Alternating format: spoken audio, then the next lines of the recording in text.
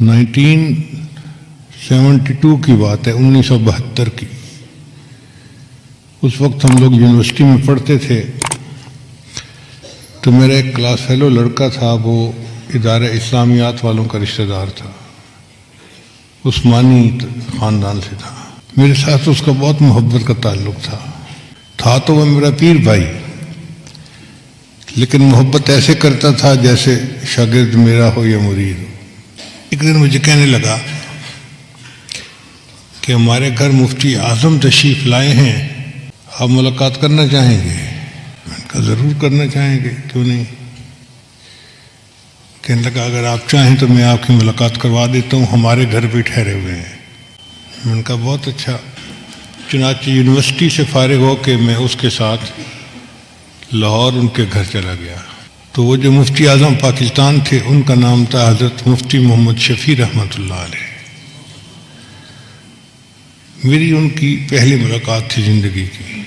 خیر میں جا کر بیٹھ گیا، تھوڑی دیر گزری تو حضرت تشریف لائے، قد بہت اونچا نہیں تھا، اور السلام علیکم کہہ کے بیٹھ گئے۔ اب میں سمجھ رہا تھا کہ بھئی جب مفتی صاحب تشریف لائیں گے تو وعظ و نصیحت شروع ہو جائے گی اور وہ خطاب فرمائیں گے اور مجھے ان کی باتیں سننی ہیں، مگر وہ تشریف لائے، سلام کر کے خاموش بیٹھ گئے۔ کافی دیر گزر گئی،